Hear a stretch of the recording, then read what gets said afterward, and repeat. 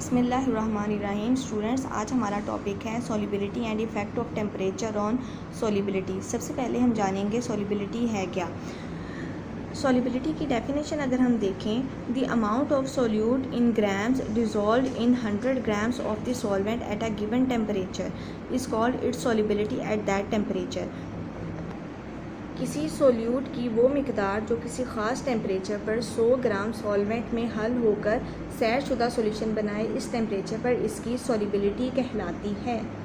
अगर हम इसको समझना चाहें तो हमने पिछले लेक्चर में पढ़ा था कि सैचुरेटेड सॉल्यूशन क्या होता है। सैचुरेटेड सॉल्यूशन या सैरशुदा सॉल्यूशन हमने पढ़ा था ऐसा सॉल्यूशन जिसमें किसी ख़ास टेम्परेचर पर मज़ीद सॉल्यूट हल नहीं हो सकता।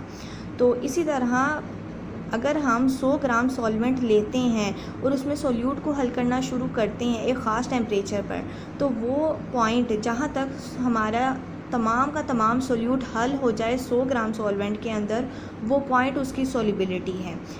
अगर हम देखें एक्सप्लेनेशन को, अगर आप देखें ऊपर डिटेल के साथ, we can dissolve 24 grams of crystals of blue copper sulfate in 100 grams of water at room temperature to make saturated solution।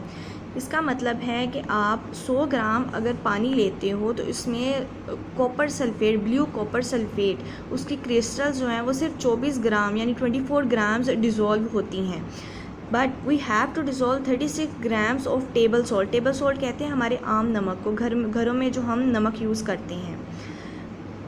100 gram पानी में इस टेबल सॉल्ट के सिर्फ 36 ग्राम्स हल होते हैं। कॉपर सल्फेट के 24 ग्राम्स और टेबल सॉल्ट के 36 ग्राम्स, इन दोनों ग्राम्स में डिफरेंस है।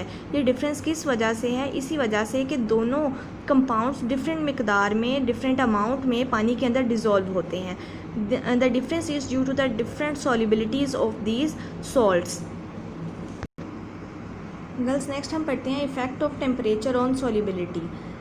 इसको देखने के लिए हम एक एक्सपेरिमेंट करते हैं। Take 100 grams of water in a beaker, यानी कि एक बीकर में 100 ग्राम पानी लें, and make a saturated solution of sodium chloride table salt at room temperature. यानी कि आपने 100 ग्राम पानी लेना है, इसमें आम नमक हल करना है और तब तक हल करना है जब तक वो नीचे बैठना ना शुरू हो जाए, यानी कि सैचुरेटेड सॉल्यूशन सैरशुदा सॉल्यूशन बन जाए। Start heating the solution on a spirit lamp. अब एक स्पिरिट लैम्प पे, ये जो आप देख रहे हैं इसको हम स्पिरिट लैम्प कहते हैं या बर्नर कहते हैं, ठीक है। इस पर आपने इसको गर्म करना शुरू करना है।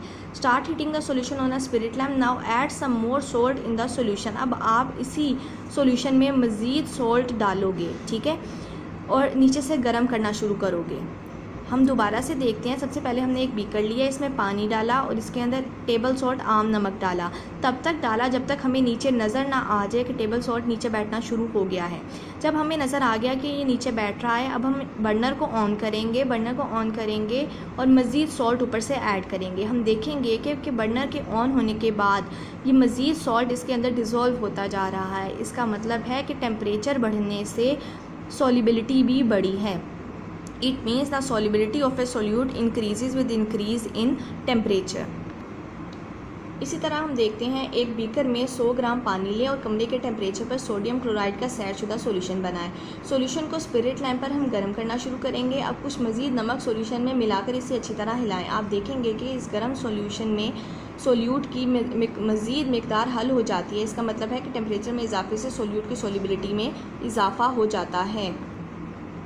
लास्ट हम देखते हैं, इससे हम क्या कंक्लूड करते हैं। We have learn that 24 grams of copper sulphate dissolve in 100 grams of water at room temperature. जिस तरह हमने ऊपर पढ़ा था कि 100 ग्राम पानी के अंदर 24 ग्राम कॉपर सल्फेट हल हो जाता है। लेकिन अगर हम ये 25 डिग्री सेंटीग्रेड टेम्परेचर को बढ़ा के 60 डिग्री सेंटीग्रेड टेम्परेचर कर देते हैं, जिस तरह हमने ऊपर कंक्लूड किया कि with increase in temperature solute की सॉल्युबिलिटी बढ़ती है। 25 डिग्री सेंटीग्रेड से 60 डिग्री सेंटीग्रेड हो जाता है, तो 100 ग्राम पानी में 24 ग्राम की बजाय 60 ग्राम हल हो जाते हैं। हम कहते हैं कि solubility of a copper sulphate is 24 grams at 25 degree centigrade and 60 grams at 60 degree centigrade. इस तरह लास्ट में आपका एक MCQs है।